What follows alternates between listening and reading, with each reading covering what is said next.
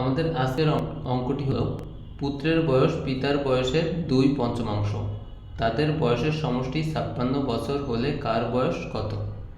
এখানে দুজনের বয়সের সমষ্টি দেওয়া আছে 56 এবং বলা হয়েছে পুত্রের বয়স হলো পিতার বয়সের 2/5। তাহলে চলুন শুরু করি।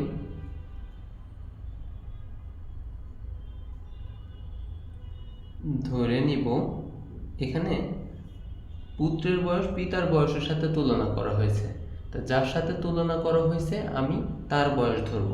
তাহলে এখানে ধরব পিতার বয়স।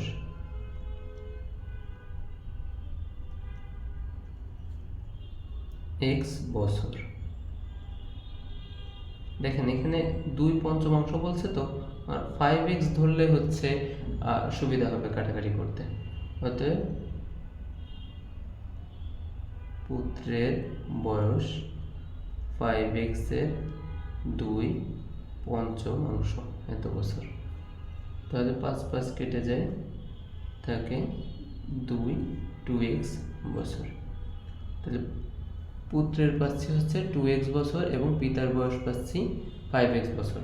বলা হয়েছিল এদের বয়সের সমষ্টি 56। তাহলে দেখেন, অতএব প্রশ্ন মতে 5x plus 2x equal 56, 7x equal 56, x equal to 56 भाग 7।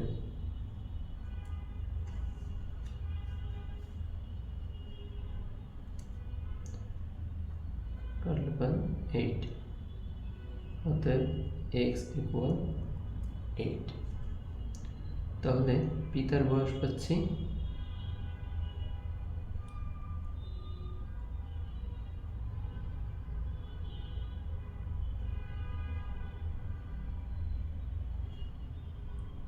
5x বছর, 5 গুণ 8 বছর, 40 বছর। এবং পুত্রের বয়স পাচ্ছি